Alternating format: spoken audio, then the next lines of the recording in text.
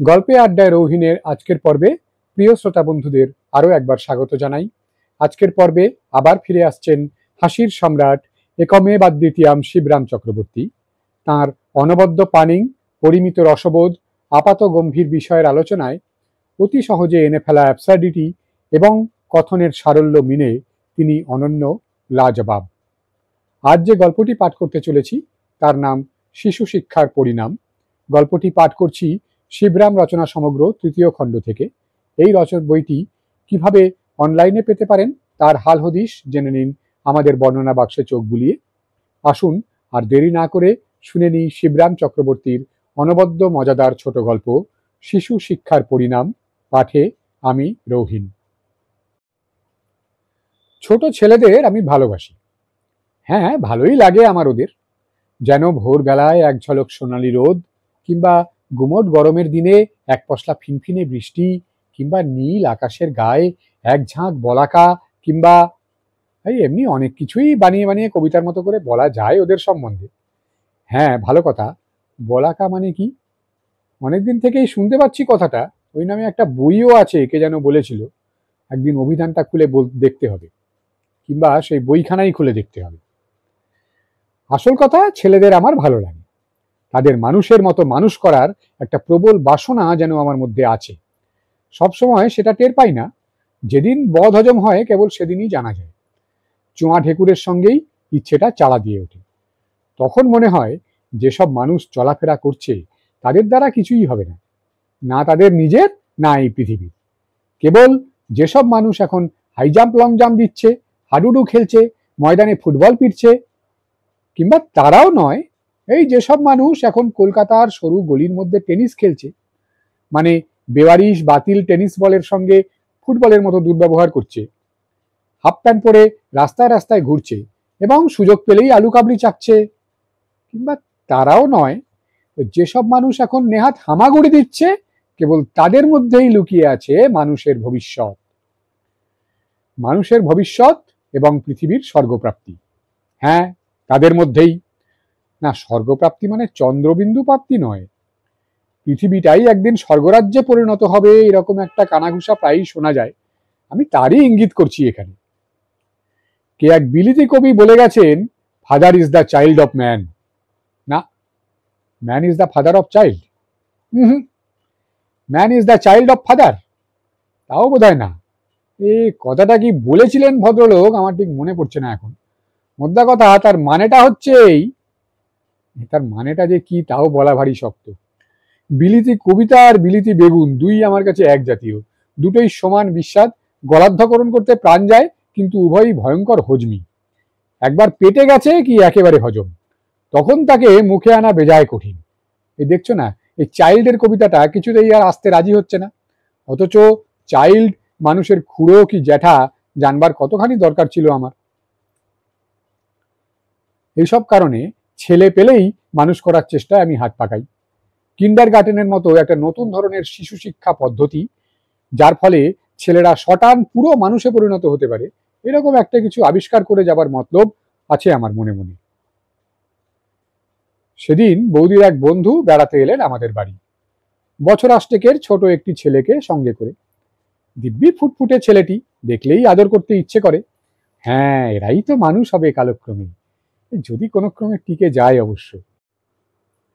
তিনি বৌদির সঙ্গে গল্পে জমে গেলেন বাড়ির ভেতরে, এবং ছেলেটা এসে জমলো আমার পড়ার ঘরে। সে জমুক এসে, আমার আপত্তি নেই। ওদের জন্য আমার অভ্যর্থনা সবসময়, এই সবসময় কি সাহিত্য করে বলতে গেলে কি হবে, উদ্গ্রীব, উন্মুখ, উন্মুখর।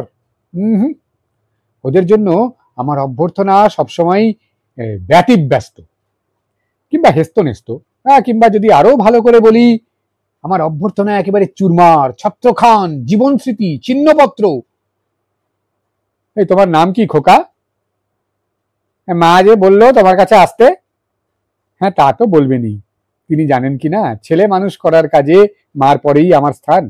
মনে মনে গর্বিত হয়ে উঠি। বলি, কিন্তু তোমার নাম কি তা তো বললে না। বলবো, কিন্তু বানান করতে হবে না তো। আমি অভয় দিই। খোকার নাম শ্রীযুক্ত বাবু গোলকেন্দ্র প্রসন্ন পুরকায়স্থ। বাহ বাহ, বানান করা যেমন শক্ত, উচ্চারণ তার চেয়ে কিছু কম নয়। এই ফুটফুটে ছেলের এই কি বিদঘুটে নাম! মনে মনে সহানুভূতি হয় ওর উপর।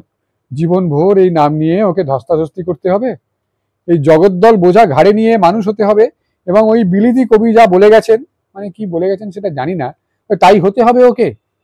পাপস। তা বেশ বেশ, এমন আর মন্দ কি, অন্তত বদনামের চেয়ে ভালো। তা তুমি কি পড়ো টরো? খোকা ঘাড় নাড়ে। হ্যাঁ, ইংরেজি পড়ি। ও ইংরেজি? তাহলে ইংরেজি একটু বলো। বুঝতে পারবো কিনা মনে মনে ভয় হয়, ওই সাবজেক্টে আমি একটু কাঁচা আবার। খোকা অমিত বিক্রমে গড়গড় করে বলতে থাকে, A B C D E F G H I J K, A B C D E F G H I J K L M, A B C D E F G H I J K L M N O P Q R, A B C D E F. ওহ, বুক ফুলে ওঠে, হাত মুষ্টিবদ্ধ হয়। আমি বলি, থামো, খুব হয়েছে। আশঙ্কা হয় বিদ্যার সঙ্গে বক্সিং এর পেঁয়াজনা জাহির করে বসে। কিন্তু সে কি থামবার? হিন্দি এবং ইংরেজি বক্তৃতার গুণই এই, কিংবা দোষও বলতে পারো, যে তাকে সহজে থামানো যায় না। আপনার বেগে আপনি চলিতে থাকে, যেন কলের গাড়ি। অবশেষে খোকা তার লাস্ট সেন্টেন্স হাতড়ে পায়, A B C D W X Y Z বলে খোকা নিরস্ত হয়। বেশ বোঝা যায় এই জেড খুঁজে পাচ্ছিল না বলেই তার জেদ থামছিল না। হ্যাঁ, এই ছেলেই তো মানুষ হবে, কিংবা ওই ইংরেজ যা কবি যা বলেছেন তাই হবে, কিংবা মানুষের বাবাও হতে পারে, বিচিত্র নয়, কিছুই বলা যায় না এখন। গোলক, তোমাকে একটা ইতিহাসের গল্প বলি, শোনো। হাঁসের গল্প? বলুন। গোলক কাছে ঘনিয়ে আসে। হাঁসে ডিম পাড়ে, আপনি জানেন? তার আগ্রহ দেখে আমার আনন্দ হয়। হাঁসের গল্প নয়, ইতিহাসের গল্প। ইতিহাস কাকে বলে জানো না? খোকা ঈষৎ অবাক হয়। ইতিহাস আবার কিরকম হাঁস? পাতি হাঁস তো জানি, কিন্তু পাতিরাম আমাদের দারোয়ান, সে হাঁস নয়। একটু ভেবে নিয়ে আবার প্রশ্ন করে, ইতিহাস কি তবে ঘোড়া? ঘোড়াতেও ডিম পারে কিনা, কিন্তু তাকে বলে ঘোড়ার ডিম। চুপ করে গল্প শোনো। আমাদের দেশে, আমাদের কোন দেশ?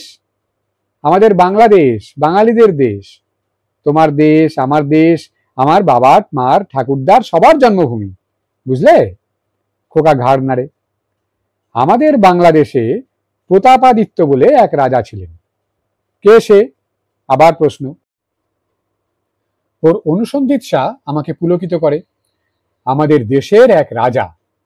কোন দেশের? আমাদের এই বাংলাদেশের। ও, তিনি ভয়ানক পরাক্রান্ত রাজা ছিলেন, খুব যুদ্ধ করতে পারতেন। কে যুদ্ধ করতে পারতেন? কেন, এইমাত্র যে বললাম। কি বললেন? ছেলেদের সঙ্গে বাক্যালাপের অদ্ভুত কৌশল আছে, সবাই সেটা জানে না। বালক গোলকের এই পুনঃ পুনঃ প্রশ্নে অনেকেরই ধৈর্যচ্যুতি ঘটত, কারো কারোর হয়তো পিত্ত জ্বলে গিয়ে চর কষিয়ে দেবার প্রলোভনও হতো। কিন্তু আমি তো জানি ছেলেদের মনস্তত্ত্বই এই, সব বিষয়েই তাদের জানবার ইচ্ছা। ছোটবেলার এই কৌতূহল থেকেই তো তারা বড় হয়ে উঠবে, মানুষ হয়ে উঠবে, এবং অন্য সকলের কৌতূহলের বিষয় হবে। সুতরাং এই ধাক্কায় আত্মসংযম করা আমার পক্ষে খুব কষ্টকর হলো না। অতএব আমি মিষ্টি করে একটুখানি হাসলাম, ঠিক যেরকম মিষ্টি করে আমাদের ফটোগ্রাফের মধ্যে আমরা হেসে থাকি। যৎসামান্য মৃদু হাস্য নদীর ঢেউ সূর্যকিরণে ভেঙে পড়লে যেমন দেখায়, সেই সঙ্গে কেমন একটা কোমল বিষাদের ভাব মিশানো। সমস্ত জিনিসটা আকর্ণ বিস্তারের আগেই খুব সতর্কতায় সামলে দেওয়া। গোলকের দিকে করুণ দৃষ্টিপাত করে কিঞ্চিত ফটোগ্রাফিক হাসি হেসে আমি জবাব দিলাম, রাজা প্রতাপাদিত্য খুব বড় যোদ্ধা ছিলেন। কেন, পদ্যের বইয়ে পড়নি? যশোর নগর ধাম প্রতাপাদিত্য নাম, মহারাজ বঙ্গজ কায়স্থ। গোলক এতক্ষণে সায় দেয়, আমরা। কিছু অবাক হই। কি তোমরা? আমরা প্রতাপাদিত্য। আমি এবার ঘাবড়ে যাই। তোমরা প্রতাপাদিত্য? কিরকম? আমরা পুরো কায়স্থ। ও, বুঝলাম এতক্ষণে। আচ্ছা, এখন মন দিয়ে শোনো, খুব মজার গল্প। প্রতাপ যখন খুব ছোট ছিলেন, এই তোমারই মতন ছেলে মানুষ, সেই সময় একদিন তার বাবা কার বাবা? প্রতাপের বাবা। কে প্রতাপ? কেন, রাজা প্রতাপাদিত্য, যার ছেলেবেলার গল্প তোমায় বলছি। ও, ওর গল্প শোনার আগ্রহ যে কত ধারালো তার পরিচয় ক্রমশই স্পষ্ট হচ্ছে। হবেই, আমি জানতাম। গোড়ার দিকে গলার উপদ্রব শোনা গেলেও গল্প খানিকটা গড়াবার পর তখন ছেলেদের মধ্যে চোখ আর কান ছাড়া আর কিছুই অবশিষ্ট থাকে না। আমরা তো ঠাকুরমার কোলে আহার নিদ্রা পর্যন্ত ভুলেছি। দুঃখের বিষয়, আমার কোনো ঠাকুরমা ছিল না। যদি বা কখনো থেকে থাকে, আমার কালে তাঁর চিহ্ন মাত্র পাইনি। কিন্তু তাতে কি, ঠাকুরমার কাহিনীর কল্পনাতেই আমার ক্ষুধা তৃষ্ণা দূর হয় এখন পর্যন্ত। এখন প্রতাপের বাবা প্রতাপকে একদিন একটা ছোট কুঠার দিলেন। দিয়ে প্রতাপের বাবাকে, ছেলেদের জানবার ইচ্ছা অসীম। পৃথিবীর যত কিছু সমস্যা, যত কিছু প্রশ্ন, তা প্রথম প্রশ্নই কি আর শেষ প্রশ্নই কি, শিশুমন থেকেই সে সমস্তর সমুদ্ভব। শোনা গেছে কোনো এক শিশু মুশকিল আসান, সেলাই বুরুষ এবং স্টেশন খেতে চেয়েছিল। সে আর কিছু না, জীবের কোষ্ঠী পাথরে সেই জিনিসগুলি জানবার বাসনা। ছেলেদের বায়নায় যারা রাগ করে তারা মূর্খ। ছেলেদের আগ্রহ সর্বদা মেটাতে হয়। প্রতাপের বাবা, তার নামটা এখন মনে আসছে না, তবে তার এক খুড়োর নাম ছিল বটে বসন্ত রায়। তাহলে ধরো হেমন্ত রায়, কি গ্রীষ্ম রায়, কি বর্ষা রায়, বা শরৎ রায়, এরকম কিছু একটা হবে হয়তো। কি হবে? প্রতাপের বাবার নাম। ও, আমি আবার গল্পের সঙ্গে সঙ্গে চলবার চেষ্টা করি। প্রতাপকে ছোট কুঠারখানি দিয়ে তিনি বললেন, কে দিল কুঠার? ছেলেটির বুদ্ধির পরিচয় আমাকে মুগ্ধ করল। যতদূর সম্ভব কণ্ঠকে কোমল করলাম এবং সেই দেব দুর্লভ হাসির সঙ্গে মিক্সচার করে নিয়ে সামান্য একটু তাড়া দিলাম, এতক্ষণ তবে কি বললাম তোমায়? কিন্তু তাড়ায় পর্যবসিত হওয়ার ছেলে সে নয়। কি বললেন? বলা বাহুল্য, অনেকেই এ প্রশ্নে ক্ষেপে যেতেন, কিন্তু ধৈর্য, আত্মসংযম, তিতিক্ষা এসব আমার আয়ত্তের মধ্যে। আমি সহজে ক্ষেপি না। আমি জানি কি করে ছেলেদের সঙ্গে কথা কইতে হয়। হাসবার চেষ্টা করলাম, কিন্তু হাসি এলো না। অগত্যা না হেসেই বললাম, প্রতাপের বাবা দিলেন। কাকে দিলেন? প্রতাপকে। ও, দিয়ে বললেন, কাকে বললেন? প্রতাপকে। ও হ্যাঁ, প্রতাপকে। বুঝতে পারলাম গল্পের শেষ জানবার জন্য খোকার আগ্রহের অন্ত নেই। ওর উৎসাহের সঙ্গে তাল রেখে যতটা সম্ভব ধৈর্য ও মাধুর্যের অবতার হয়ে আবার গল্পের সূত্র ধরলাম। তিনি কুঠার দিয়ে বললেন, প্রতাপ বলল বাবাকে? না, প্রতাপের বাবা বলল প্রতাপকে। ও, বললেন যে সে যেন কুঠার নিয়ে অসাবধান না হয়। কে অসাবধান হবে না? প্রতাপ হবে না। ও হ্যাঁ, যেন অসাবধান না হয়, যেখানে সেখানে না ফেলে রাখে এবং নিজে না কাটা পড়ে। প্রতাপকে ছোটবেলার থেকেই অস্ত্রের ব্যবহার শেখাতে হবে তো, নইলে বড় হয়ে সে সাহসী হবে কেন? রাজার ছেলের বীর হওয়া চাই তো। তাই তিনি প্রতাপকে সেই ছোট কুঠারখানি দিলেন এবং সাবধান হতে বললেন, কারণ সাবধান না হলে ছেলে মানুষ, হাত পা কেটে ফেলতে কতক্ষণ। আর হাত পা কাটা গেলে হাতেও খোঁড়া হতে হবে, পায়েও খোঁড়াবে। তখন বীর হওয়া ভারী শক্ত ব্যাপার। অবশ্য বাক্য বীর হবার পথ তখনও পরিষ্কার থাকবে। কিন্তু তুমি বুঝতে পারছো তো? প্রশ্ন করলাম বটে, কিন্তু ওকে বুঝবার অবকাশ দেবার জন্য মুহূর্ত মাত্র থামবার সাহস আমার হলো না। কারণ স্পষ্টই দেখছিলাম ওর চোখ মুখ গম্ভীর হয়ে উঠছে, ঠোঁট কাঁপছে, হাজার হাজার প্রশ্ন যেন ঝরে পড়ার প্রতীক্ষায় শ্রাবণের মেঘের মতো ঘনীভূত হয়েছে। এই অবস্থায় যুদ্ধক্ষেত্রে বড় বড় সেনাপতিরা যে কায়দা করে থাকেন, আমিও তাই অবলম্বন করলাম, অর্থাৎ আক্রান্ত হবার আগেই আক্রমণ করা। ওর প্রশ্নের ধাক্কায় হাবুডুবু খাওয়ার চেয়ে ওকেই গল্পের তোড়ে ভাসিয়ে দেওয়া আমি ভালো মনে করলাম। সুতরাং নিঃশ্বাস ফেলার বিলাসিতা পর্যন্ত আমাকে ছাড়তে হলো। আমি বলেই চললাম, আর প্রতাপও তখন কুঠার হাতে বেরিয়ে পড়লো অস্ত্রবিদ্যায় হাত পাকাবার জন্য। প্রথমে কতগুলো কচু গাছ শেষ করলো, তারপর কলা বাগানে গেল, সেখানে কলা গাছদের কচু কাটা করে অবশেষে গিয়ে আম বাগানে ঢুকলো। বাগানের মধ্যে বাবার সবচেয়ে প্রিয় যে ফজলি আমের গাছটা ছিল, সবচেয়ে নিরীহ দেখে এবং একলা পেয়ে তাকেই ধরাশায়ী করলো। ধরাধরি করে নিয়ে গেল গাছটাকে। খোকার চোখে বিস্ময়ের চিহ্ন। আমি দম নেবার জন্য মুহূর্তখানেক থেমেছি কি থামিনি, সেই ফাঁকেই গোলকচন্দ্র একটি প্রশ্নপত্র পরিত্যাগ করিয়াছেন। হুম, ধরাশায়ী করলো মানে কেটে ফেললো। কে কেটে ফেললো? প্রতাপ। ও, প্রতাপের বাবা বিকেলে বাগানে বেড়াতে গিয়েই এই কাণ্ড দেখতে পেলেন। কি দেখতে পেলেন? কুঠারটাকে? না না, সেই ফজলি গাছের দশা। তিনি সবাইকে ডেকে জিজ্ঞাসা করলেন, কে আমার ফজলি গাছ কেটেছে? কার ফজলি গাছ? প্রতাপের বাবার। এবং সবাই জবাব দিল যে তারা কেউ কিচ্ছু জানে না এর সম্বন্ধে। কার সম্বন্ধে? ফজলি আম গাছের সম্বন্ধে। ও, সেই সময় প্রতাপ সেখানে এসে উপস্থিত হলো এবং সমস্ত শুনল। কি শুনল? তার বাবা লোকজনকে জিজ্ঞাসা করছেন, শুনতে পেল। কি জিজ্ঞাসা করছেন? সেই ফজলি আম গাছের বিষয়ে জিজ্ঞাসা করছেন। কোন ফজলি আম গাছ? আহা, সেই ফজলি আমের গাছ যা প্রতাপ কেটে ফেলেছিল। প্রতাপকে? প্রতাপাদিত্য? হুম, প্রতাপাদিত্য না, প্রতাপকে। প্রতাপের বাবার প্রতাপ। ও, তখন প্রতাপ এগিয়ে এসে বলল, বাবা, মিথ্যা কথা আমি বলতে পারবো না। তোর বাবা পারবে না? আর তা কেন হবে? প্রতাপ পারবে না মিথ্যা কথা বলতে। ও প্রতাপ, হ্যাঁ বুঝেছি। প্রতাপ বলল, বাবা, তোমার ফজলি আমের গাছ আমি কেটেছি। ওর বাবা কেটেছে? না না, সে নিজেই কেটেছে ফজলির গাছটা। প্রতাপ বলল। প্রতাপের নিজের ফজলি আম গাছ? তার বাবার।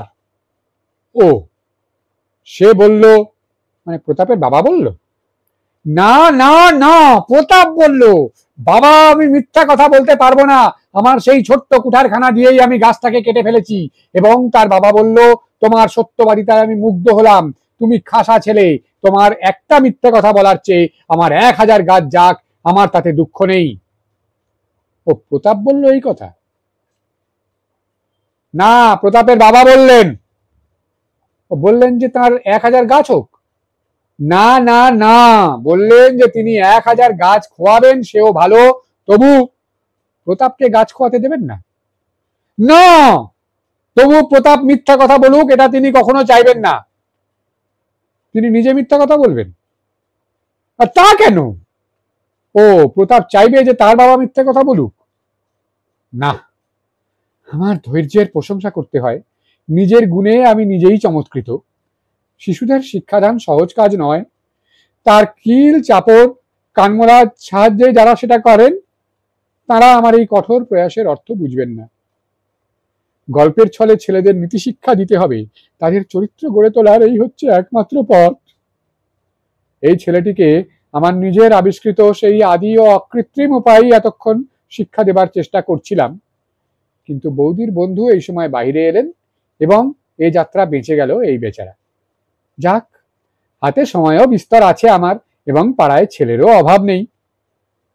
সিঁড়ি দিয়ে নামতে নামতে গোলক তার মাকে বলছে, আমার কানে এলো, মা শুনেছ, ভারী মজার গল্প ওই লোকটা বলছিল। একটা ছেলে ছিল, তার বাবার নাম হচ্ছে প্রতাপ। তা সেই ছেলেটা তার বাবাকে ডেকে বললো একটা ফজলি আমের গাছ কাটতে। তার বাবা কি বললো জানো মা? বলল যে আমি 1000 মিথ্যা কথা বলবো সে ভালো, তবু একটা ফজলি আমের গাছ কাটতে পারবো না।